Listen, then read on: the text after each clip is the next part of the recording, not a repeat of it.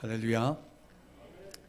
오늘 3부 예배에 나오신 여러분들을 진심으로 축복합니다. 또 말씀의 은혜를 통해서 여러분들의 신앙이 더욱더 견고해질 수 있기를 축복합니다. 어떤 사람이 새 차를 사러 전시장에 갔습니다. 거기 그 전시장에서 일하는 직원이 맞이했는데요, 얼마나 잘해주던지 어떻든 새 차를 팔기 위해서 최선을 다하는 직원의 모습이었겠지만 마치 나의 최고의 우정을 나누는 친구처럼 그렇게 극진히 예우를 해주고 안내를 해주고 그렇게 해주더랍니다. 마음의 감동도 있고 또 차를 사러 갔기 때문에 차를 샀다는 겁니다. 그리고 한 달 동안 이제 운전을 하고 다니는데 이 한 달 좀 됐을 때 차에서 이상한 소음이 들리면서 뭔가 이 차에 문제가 있다는 것을 느낀 겁니다. 이제 이 새 차가 왜 이런 상황, 이런 문제가 발생이 될까 해서 이분이 그 차를 산 곳에 이제 갔죠. 가가지고 나의 그 절친, 우정을 나누는 친구처럼 자기에게 잘해준 사람을, 직원을 찾아보니까 그 직원은 없어요.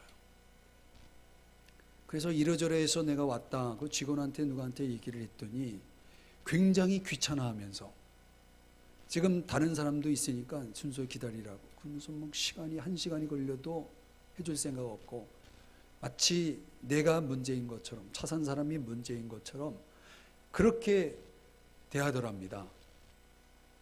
그래서 이분이 아니 차를 사기 전에는 나를 하늘처럼 그렇게 받들어 주더니 차를 사고 나니까 이렇게 나를 대우할 수 있는가, 거래가 끝나니까 완전히 나는 뭐 이런 걸 가르쳐서 뭐 낙동강 뭐 어쩌고 저쩌고 그런 말도 하고, 화장실 들어갈 때와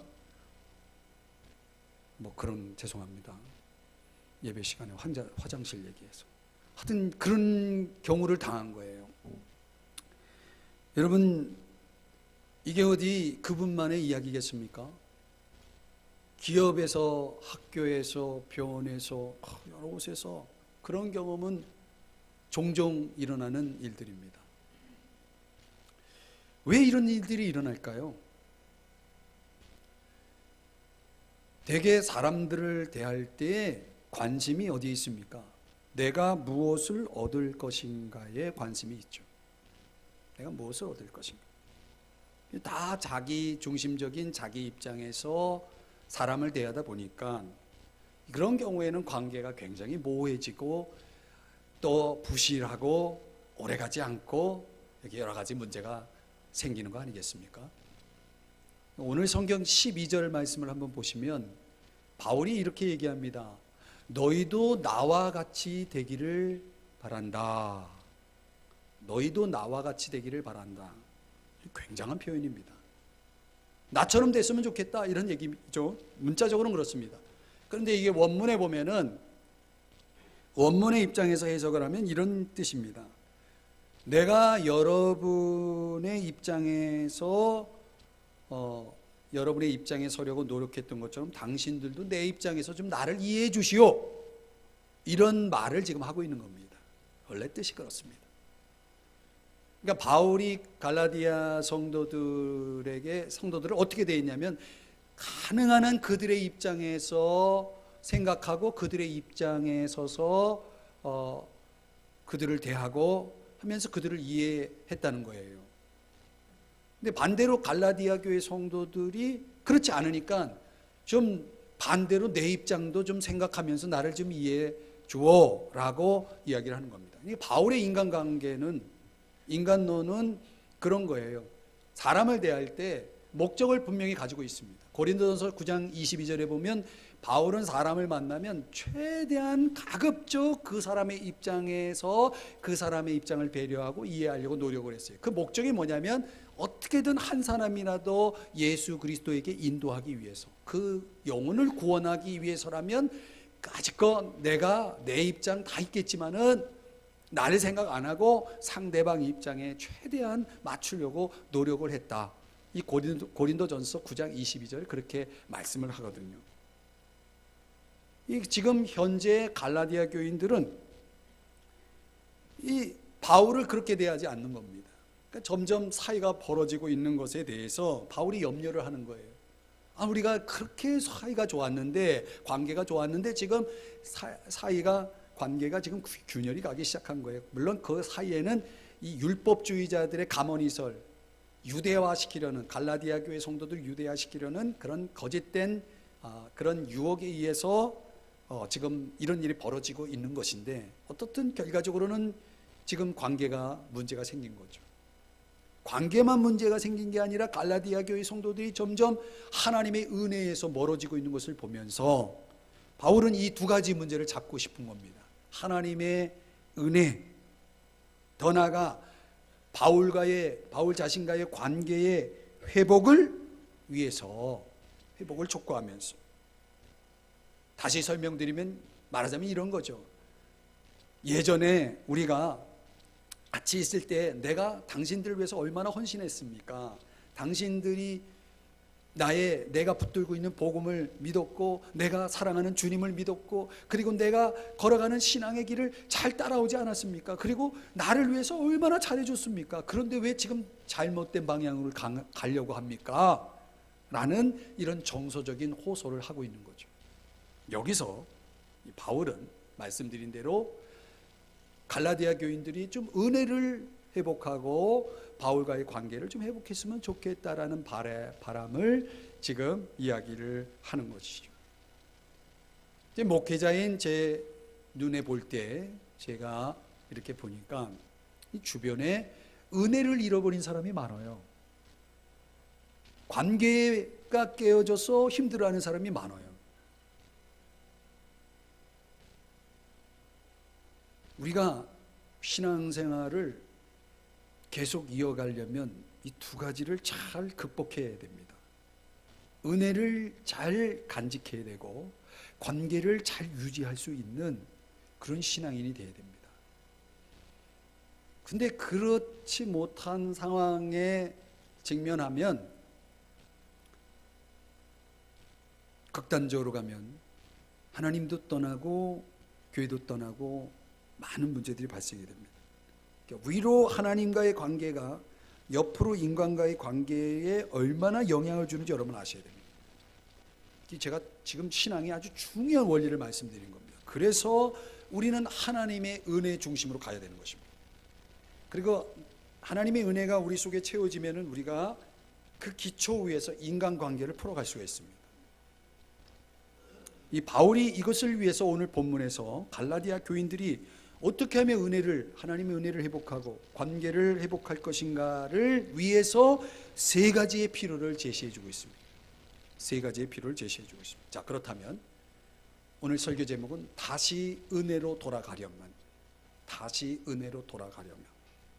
우리가 어떻게 해야 할까요? 오늘 바울이 본문에서 제시하고 있는 세 가지를 함께 생각해 보려고 합니다. 첫째는 사람들을 예수님처럼 대할 수 있어야 됩니다. 자, 바울이 처음 갈라디아 교인들과 인연을 맺을 때의 상황으로 돌아갑니다. 13절입니다. 13절에 보면 처음에 육체의 약함으로 이렇게 말씀하고 있죠. 보이십니까? 예. 처음의 육체의 약함으로. 자, 저를 보시죠. 설명을 드립니다. 이게 무슨 얘기냐면, 바울이, 여러분이 성경을 좀 읽어보신 분들은 아시겠지만은 전도 여행이라는 것을 세 차례 하게 됩니다. 이제 바울이 전도 여행을 할 때는 어느 한 지역에 장기간 머물면서 복음을 전하는 방식이 아니고 일정 기간, 때로는 짧게 또 때로는 조금 몇 년 이렇게 해서 복음을 도시를 거쳐서 이 계획표를 짜가지고 전도를 다니는 그런 형식으로 여행을 했습니다. 그런데 바울에게 문제가 생겼어요. 여행 중에 병에 걸린 겁니다. 여러분, 사람이 아프면 모든 게 스탑되죠. 멈춥니다. 바울도 어쩔 수 없었어요. 그런데 성경에는 그 병이 어떤 병인지를 구체적으로 설명해 주고 있지 않지만 중요한 거는 그 병으로 인해서 바울은 더 이상 전도 여행을 갈 수 없는, 이 전도 여행 스케줄을 진행할 수 없는 상태에 있었던 것 같아요. 자, 이런 상황에서 누구와 그런 상황에 처할 때 누구와 같이 있었냐면 갈라디아 지역에 있는 사람들과 같이 있었던 거예요. 갈라디아 지역에 있었던 것입니다. 그러니까 갈라디아 교인들과 바울이 만날 수 있었던 계기는 바울이 병이 걸렸기 때문이었습니다. 자, 여러분, 우리가 사람을 만날 때에 그 만남의 시작이 어떤 경우에는 내가 도움을 받아야 할, 도움을 필요로 하는 약한 존재로 있을 때에 그때 만남이 이루어지는 경우가 있습니다. 내가 잘 나가고 뭔가 잘 되고 그럴 때 사람들이 우리 주변에 많죠. 근데 진짜 만남은 언제 이루어지냐면 내가 병들었을 때, 내가 힘들 때, 내가 어려울 때입니다. 그때 내 옆에 있는 사람이 진짜예요. 이제 바울이 전도 여행을 다니면서 뭐 지갑에 카드 들고 현금 들고 다닌 게 아니고 그때 일용직으로 일을 해가지고 자금을 마련해서 전도하는, 그러니까 돈도 없어요. 아는 사람도 없어요. 그런데 병에 걸렸어요. 그럼 이런 경우는 뭐 하라는 겁니까? 그냥 죽으라는 거예요. 병원에 갈 수도 없어요. 누구의 도움도 받을 수 없어요. 그래서 이 바울의 입장에서는 지금 아주 절박한 상황에 있는 거예요. 그때 누가 다가오냐면 갈라디아 교인들이 다가오는 겁니다. 잘 들어보세요. 여러분, 아주 극적입니다. 이 갈라디아 사람들은 어떤 사람이냐면 그 당시에는 바울이 병들었을 때 그 상황에서는 아직 예수 믿는 사람이 아닙니다. 그러니까 그들에게 뭐가 절대적으로 필요했냐면 복음이 없어요. 그들에게는 또 바울은 복음은 있어요. 예수 복음은 있어요. 그런데 갈라디아 교인들은 복음이 없어요. 반대로 바울은 뭐가 없어요? 사람이 없어요. 아는 사람이 없어요. 돈이 없어요. 그런데 갈라디아 교인들은 바울을 도와줄 수 있어요. 그러니까 도움과 도움이 필요해서 만난 겁니다. 이 갈라디아 교인들은 그들의 입장에서 보면 그들이 예수를 믿는 게 아닙니다. 아직. 순수하게 바울에게 접근을 한 거예요. 고맙죠. 이런 걸 가르쳐서 뭐라고 얘기하냐면 선행 은총이라고 얘기합니다. 아직 예수 믿지 않는 사람들에게도 하나님의 은혜가 흘러가는 거예요. 아, 내가 저 사람 좀 도와줘야 되겠다 라는 마음이 일어나도록 하나님이 역사하시는 거죠. 여러분, 바울 입장에서 생각해 보면 돈도 없고 사람도 없어요. 병에 걸렸어요. 시간이 지나면 이제 죽는 겁니다.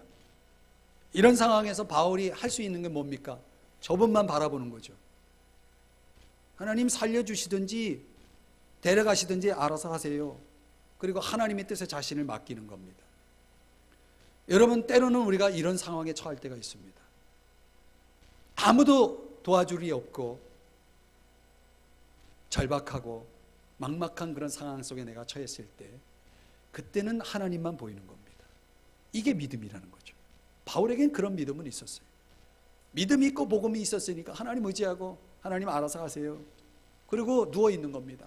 그런데 똑똑똑 바울을 누가 찾아오는 겁니다. 모르는 사람이 찾아왔어요. 그들이 갈라디아 사람들이었다는 거예요. 갈라디아 사람들이 뭘 믿고 찾아왔습니까? 근데 그냥 와서 도와준 거예요. 근데 그 도와주면서 그들이요, 힘들어한 게 아니고 기뻐해요. 만족해요. 14절을 보시겠습니다. 14절에 보면 너희를 시험하는 것이 내 육체에 있으되 이것을 너희가 업신여기지도 아니하며 버리지도 아니하고. 자, 여러분 저를 보시죠. 오늘 본문은 여러분들이 제 이 내용을 잘 들으시면서 곰곰이 집에 가서 생각해 보시면 아주 은혜가 될 거예요. 바울은 지금 병에 걸렸다고 그랬죠. 뭐 입고 있는 옷이나 제대로 입고 있었겠습니까? 뭐 집안 살림이나 있었겠어요? 여행 중에 있는 사람이었는데 아마 그냥 어디 마당에 뭐 돗자리 하나 깔아놓고 누워 있었을지도 몰라요. 그런 상황에 뭐라고 바울이 얘기하냐면 너희를 시험하는 것이 내 육체에 있으되. 여러분 세상은요 다른 사람의 고통에 냉담하다는 거 아시죠? 솔직히 현실이죠. 바울이 이런 약한 그의 모습을 갈라디아 사람들이 봤을 때 차마 눈뜨기 어려운 상황이에요. 여러분이 모르는 사람이 어려움을 당하고 있으면 여러분 선뜻 도와주기가 쉽습니까? 괜히 섣불리 도와준다고 했다가 내가 무슨 피해를 볼지 모르니까 사실은 꺼려지는 거예요. 그래서 시험거리가 되는 겁니다. 그래서 업신여기게 되는 겁니다. 그래서 버려지게 되는 거다. 이 버리다라는 뜻이요 침을 뱉다는 뜻입니다.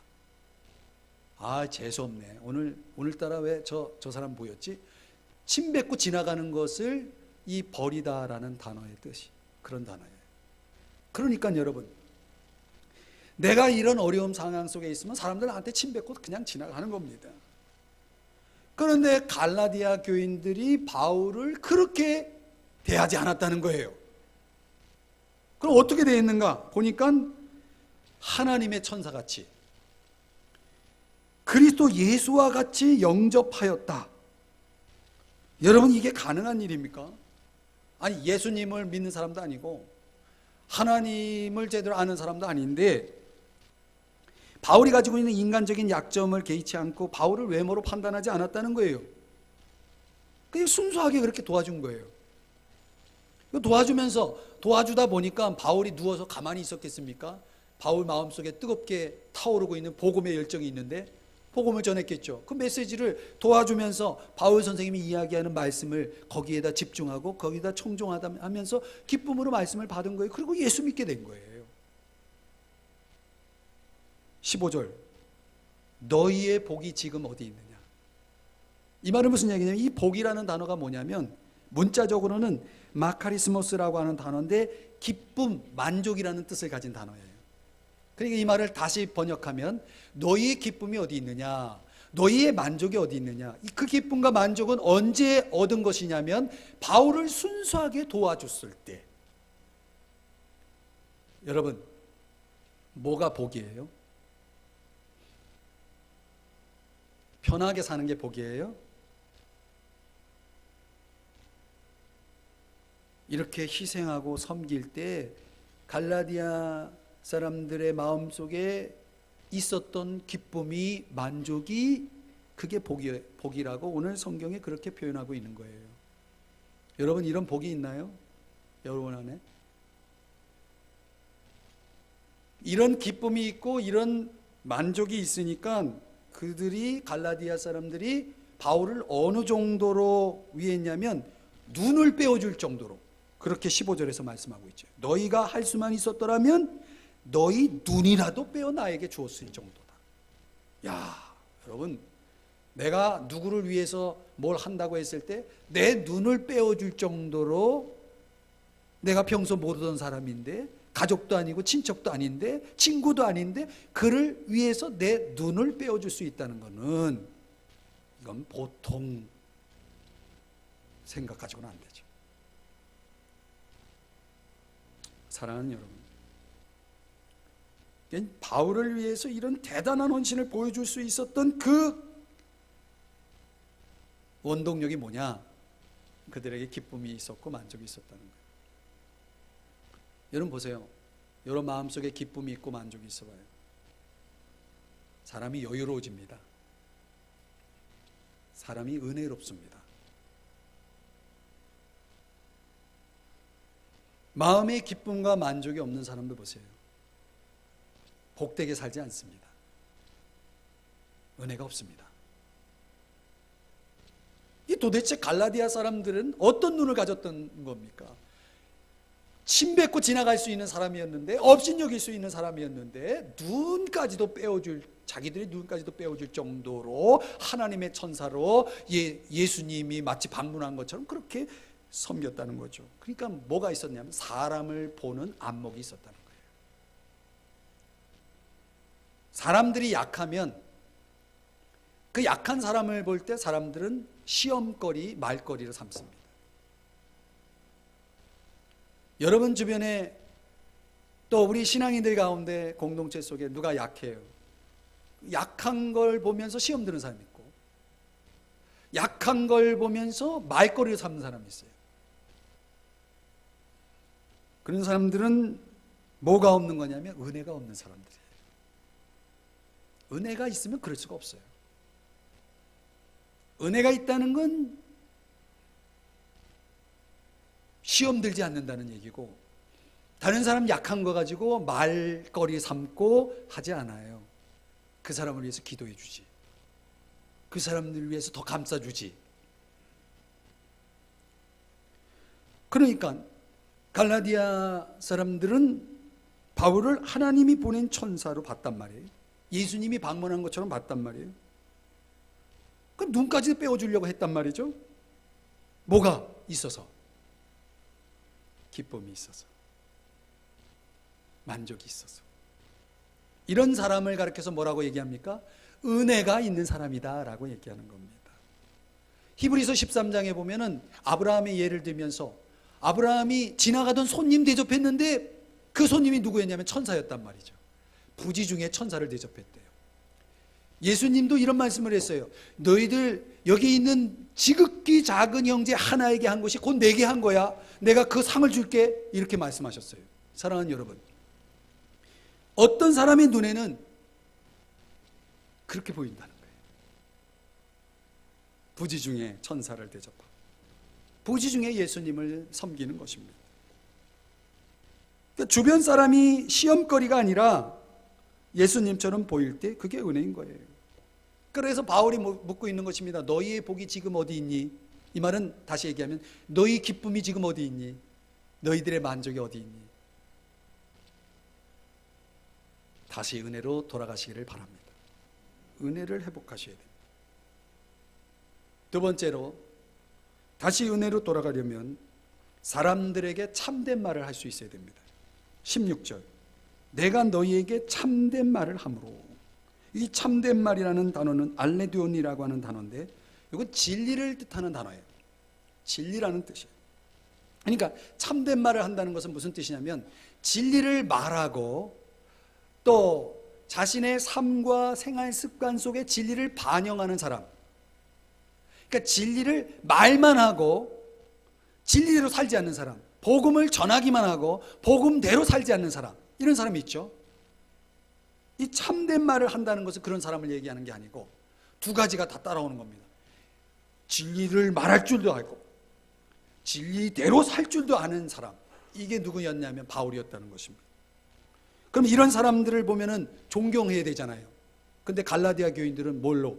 원수로 여겼다는 거예요. 원수를 대해야 했다는 거예요. 아니, 전에는 천사처럼 예수님처럼 대하다가 지금은 원수처럼 대해요. 왜? 바울이 너무 진리대로 사는 거예요. 이걸 알아야 돼요, 여러분. 우리가 진리대로 살고 올바로 살면 사람들이 박수 쳐줄까요? 옹호해 줄까요? 인정해 줄까요? 바울 보세요. 아닐 수도 있다는 거예요. 경건하게 살면 하나님이 우리가 박해를 받을 수도 있다고 말씀했어요. 세상에서 환난을 당한다고 그랬어요. 의를 위해서 핍박을 받을 수도 있다고 그랬어요. 여러분, 진리대로 살기가 그래서 힘든 거예요.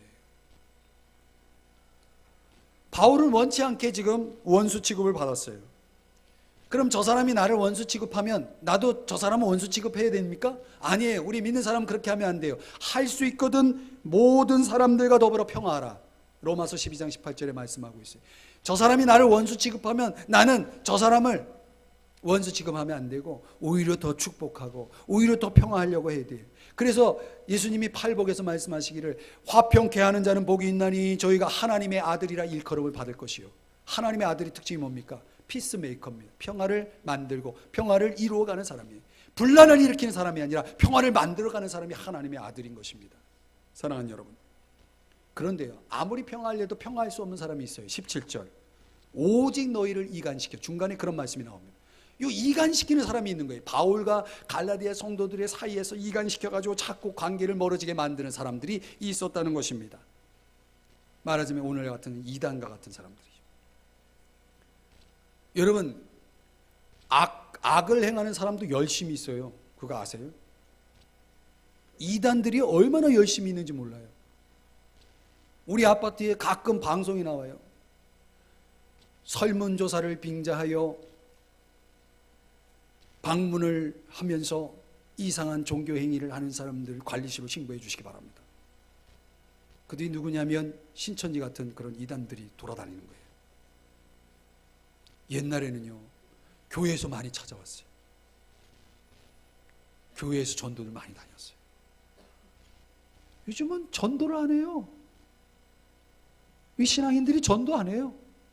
우리 교회도 전도 안 해요. 대단한 교회예요. 우리는 전도 안 하는데 이단들은 전도하러 다녀요. 얼마나 열심히 있는지 몰라요. 여러분, 이게 정상입니까? 거짓을 따르는 사람들은 열심을 내고 있는데 진리를 따르는 사람들은 침묵하고 있고 가만히 있어요. 이게 정상입니까? 여러분 아셔야 됩니다. 우리가 열심을 내고 있는 게 이 열심이 진짜 올바른 열심인지 물어봐야 돼요. 이게 진실한 건지, 이게 진리인 건지를 물어봐야 되는 거예요. 그냥 열심히 다 옳은 게 아니고 다 나은 게 아니에요. 여기에 한 가지 더 기억할 것은 뭐냐면 진리는 언제나 사랑 안에서 이루어져야 됩니다. 사랑 없는 진리는 효과가 없어요. 영향력이 없어요. 사랑이 없는 진리 조심하셔야 됩니다. 내가 진리대로 살아갈 때 진리에 대한 나의 삶이 사랑을 담고 있는지도 물어봐야 됩니다. 사랑하는 여러분, 여러분의 말과 삶이 참답다면, 참되다면, 진리답다면 그게 은혜입니다. 우리가 이 은혜 속으로 돌아가야 됩니다. 말만 하는 사람이 아니라 그 말한 대로 또 믿는 대로 살아가는 삶이 필요한 거죠.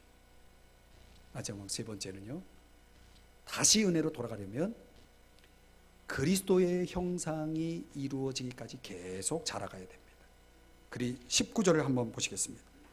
나의 자녀들아, 너희 속에 그리스도의 형상을 이루기까지 다시 너희를 위하여 해산하는 수고를 하노니. 여기 그리스도의 형상을 이룬다는 것은 영적인 성숙을 의미합니다. 여러분, 저를 보세요. 생명체는 반드시 발달의 단계가 있습니다. 우리 그리스도인들은 하나님의 생명이 우리 속에 들어오면 그 사람은 반드시 발달 단계를 거쳐서 어디까지 자라가냐면 좀 자라다 말면 안 됩니다. 그건 병이 걸려 있는 거예요. 자라다 만 거는 병에 걸려 있는 거예요. 완전히 장성할 때까지 자라가야 됩니다. 장성한 분량에 이르러야 됩니다. 에베소서 4장 13절, 에베소서 4장 15절은 예수님까지 자라가야 된다는 거예요. 여러분, 그리스도의 형상을 이룬다는 건 그런 의미예요. 예수님의 인격과 삶으로 끝까지 지속적으로 자라간다, 닮아간다, 이런 뜻입니다. 자, 여러분, 우리가 신앙생활하면서 내 신앙을 평가할 때 그 신앙 평가의 기준으로 비교 대상으로 삼는 대상이 다른 사람일 경우에 여러분, 그건 잘못된 겁니다. 내가 저 사람 A라는 사람 볼 때는 내가 너무 훌륭해. 그러니까 난 이 정도로 됐어. 여러분, 우리가 절대적으로 잊지 말아야 될 것은 우리 신앙의 비교 대상은 오직 한 분밖에 없습니다. 누굽니까? 이철이 목사입니까? 여러분, 어느 누구도 여러분의 신앙을 올바로 평가하는 데 비교 대상은 예수님 외에는 없다는 사실을 아셔야 됩니다. 여러분, 언젠간 우리가 주님 앞에 서게 되죠. 주님이 이렇게 우리에게 칭찬해 주실까요?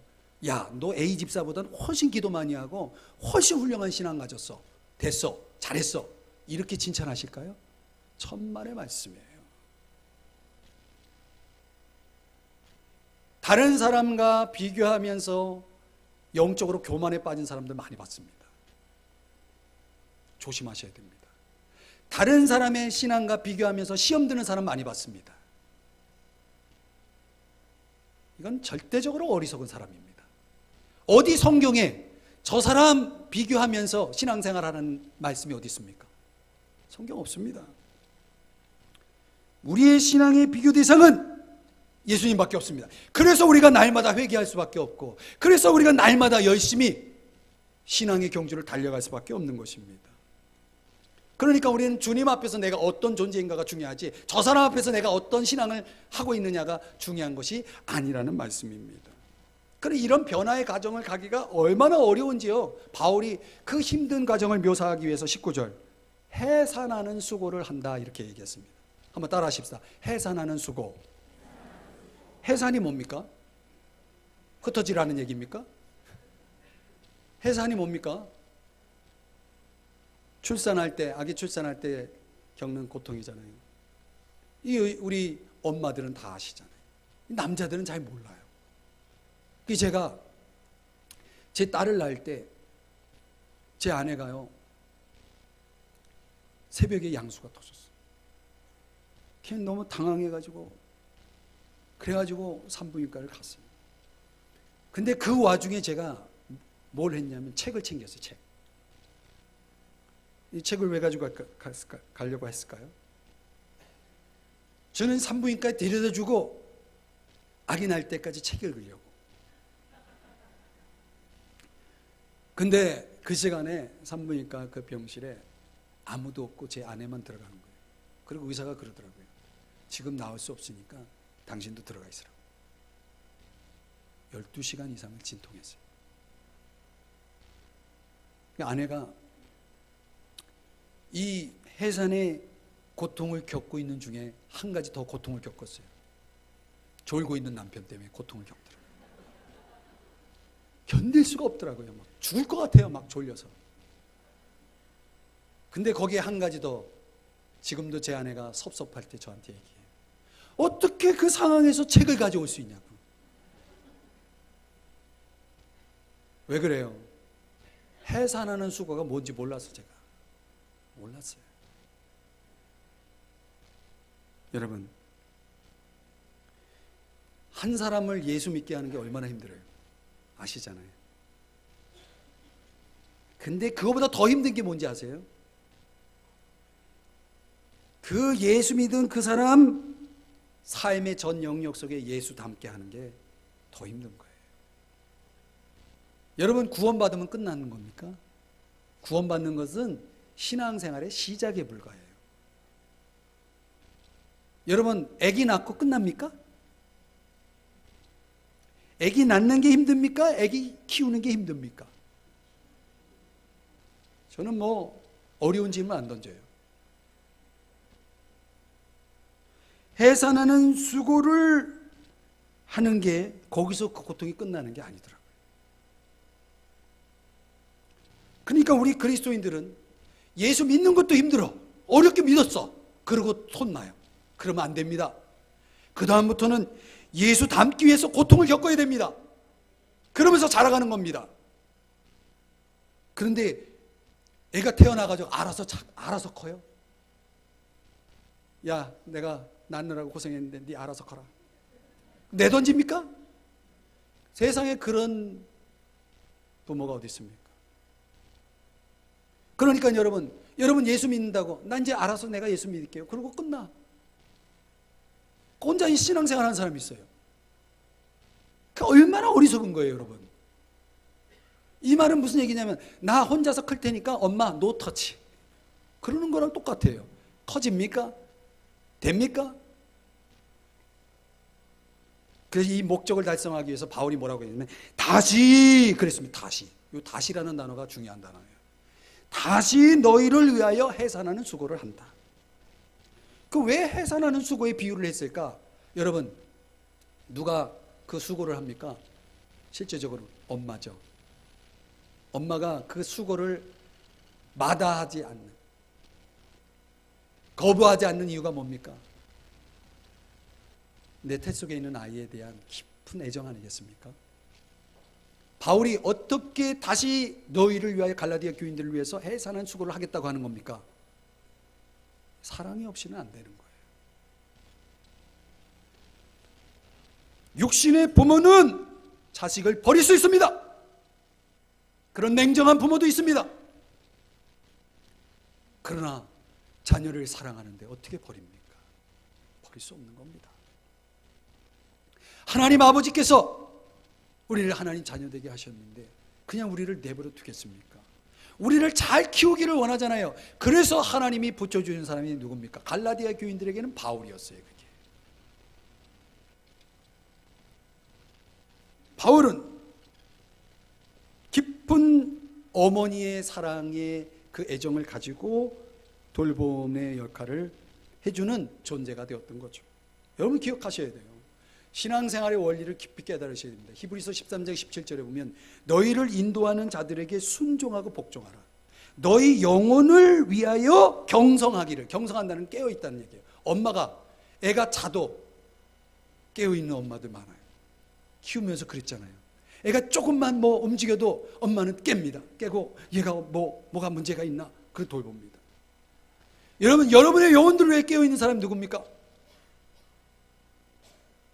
그런 사람이 있는 줄은 알아요? 여러분, 영적 지도자들을 여러분이 소중히 여겨야 됩니다.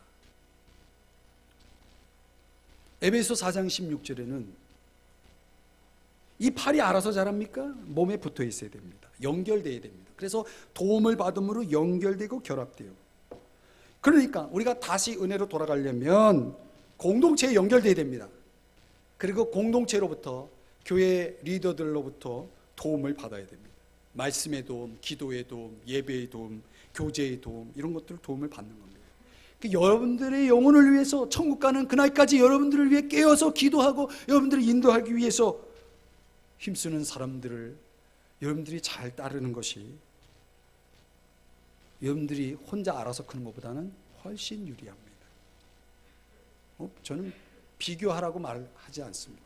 여러분이 알아서 생각할 수 있습니다. 여러분들이 주님을 닮아가지 못하고 있다면 여러분에게 그 도움을 주는 역할을 하는 존재가 없다는 얘기입니다.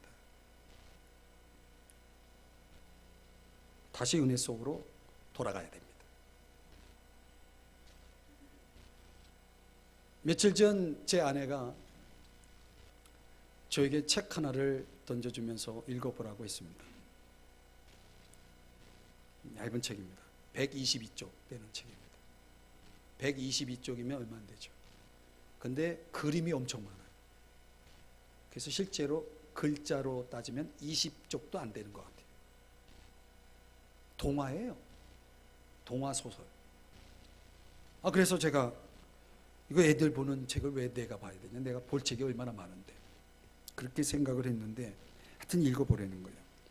그 책이 장자크 상페라고 하는 사파가가 쓴 책인데 얼굴 빨개지는 아이. 제가 웬만하면 그냥 넘어가는데 이 책은 여러분들이 꼭 사서 읽어보기를 축복합니다. 저는 이 출판사랑 관계없습니다. 이 저자하고도 관계없습니다.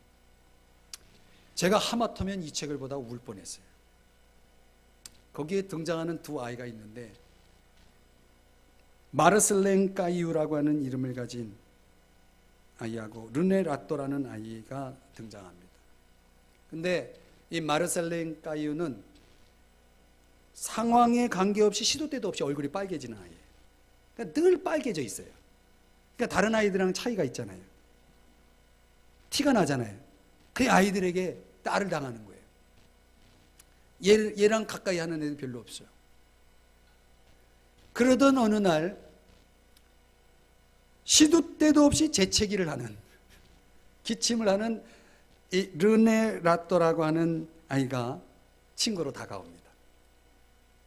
그들 사이에서 벌어지는 우정의 이야기예요.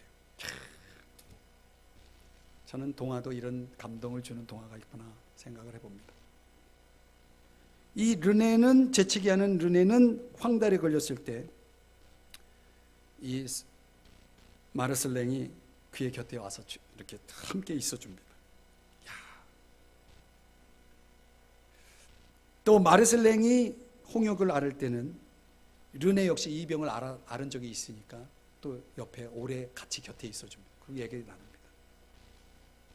마르셀랭이 얼굴 빨개지는 이 아이가 감기에 걸리니까 뭘 하겠습니까? 기침을 하겠죠. 그때 르네처럼 나도 기침을 하네? 그러면서 되게 흡족해해요. 친구랑 갔단 말이죠.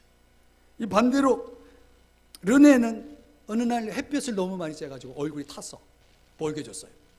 그러니까 마르셀랭처럼 얼굴이 빨개지니까 야 빨개져 버린 거예요. 아주 행복해요. 친구랑 같아졌으니까. 이런 우정을 나누다 어느 날 르네가 이사를 가가지고 헤어지게 됩니다. 너무 슬펐어요. 그 시간이 흘렀어요. 어른이 됐어요. 근데 어딜 가고 있는데 어디서 재채기 하는 소리가 들려요. 많이 들어본 소리예요. 보니까 걔가 르네예요. 르네. 커가지고 만난 거예요. 그 만나가지고 너무 반가워가지고 그때부터 그 어른이 돼서도 서로 사냥도 가고 장난도, 짓궂은 장난도 하고 아무 말 없이 같이 있어도 행복해. 그리고 어딜 가든지 걔를 찾아, 서로. 그리고 자식을 낳아도 꼭 자기 같은 자식을 낳아요. 그래서 마르셀랭은 뭐 하는 자식을 낳냐면 얼굴 빨개지는 아이를 낳고, 르네는 재채기하는 자식을 낳아요. 그러니까 자기 같은 자식을 낳으면 서로 위로해. 그러면 서로 위로하고 보듬으면서. 이런 책이에요. 제가 이 책을 보면서 우리가 이런 친구가 될 수 없을까? 제 아내가 그 책을 저보고 읽어보라고 하면서 저한테 그렇게 한마디 던지고 갔어요. 마르셀랭처럼 르네와 같은, 마르셀랭과 같은 친구가 되었으면 좋겠다고 저보고 얘기를 하더라고요. 무슨 말인지 알아들어요. 제가 책을 읽어봤어야지. 제가 책을 읽고 아내가 뭘 원하는 건지 제가 그거를 쭉 감지하면서 지금도 눈물이 나오려고 그래요. 이 책이 막 눈물 나게 하는 책이에요. 만 동화 보고 울기는 처음이에요. 우리가 이런 친구가 될 수 있다면, 이런 친구로 살아갈 수 있다면, 여러분 주변에 사람 많죠? 다 소용없어요. 솔직히 말하면. 이런 친구가 내 곁에 있을 수 있다면, 이런 성도가 내 곁에 있을 수 있다면 내 인생은 결코 절망치 않으리라 라는 생각이 들더라고요. 사랑하는 여러분, 여러분이 이런 친구가 되어줄 수 없겠습니까? 이런 친구로서 살아갈 수는 없을까요? 그러려면 다시 은혜로 돌아가야 됩니다. 사람을 보면서 시험거리로, 말거리로 삼으면 안 됩니다. 그가 아무리 약해도 묵묵히 그를 위해서 기도해주고, 그리고 잘할 수 있도록 격려해주는 그런 사람이 되어야 됩니다. 그러려면 예수님처럼 보여야 됩니다. 예수님처럼 보여야 예수님처럼 섬길 수가 있죠. 사람이 사람으로 보이면 안 됩니다. 그러면 깔봅니다. 업신여깁니다. 침뱉습니다. 그러나 사람이 예수님처럼 보이면 달라지는 겁니다. 참된 말을 할 수 있어야 됩니다. 말만 잘하라는 얘기입니까? 아닙니다. 진리대로 살라고 하는 얘기입니다. 그럼 영향력이 있어요. 내 삶에 사랑이 있고 진리가 있는지를 돌아보셔야 됩니다. 그리스도의 형상을 계속 이루어가야 됩니다. 그러려면 은혜가 있어야 됩니다. 은혜의 자리에 참여해야 됩니다. 말씀의 자리, 기도의 자리, 예배의 자리로, 교제의 자리로 나아가야 됩니다. 공동체 속에 연결되어야 됩니다. 교역자와 연결되어야 됩니다. 그것이 여러분이 그리스도의 형상을 이루어가는 방법이라고 성경이 말씀해 주고 있습니다. 오늘 저와 여러분 은혜를 잃은 자가 있다면, 관계로 인해서 어려움을 겪고 있는 분이 있다면 오늘 이 말씀을 듣고 여러분들이 정말 다시 은혜로 돌아갈 수 있기를 축복합니다. 다 같이 자리에서 일어나서 찬송 부르시고 기도로 예배를 마칩니다. 사랑합니다 나의 예수님, 사랑합니다 아주 많이요. 사랑합니다 나의 예수님,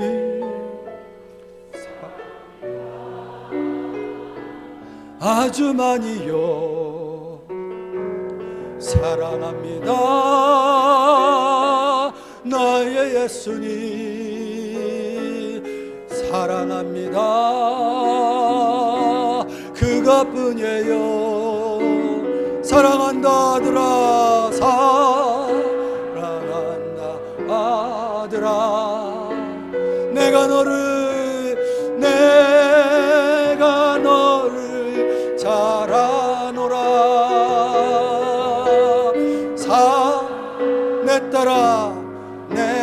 딸아 내게 축복도 하노라. 내게 축복 더하노라. 기도할게요. 하나님 아버지, 다시 은혜로 돌아가게 하여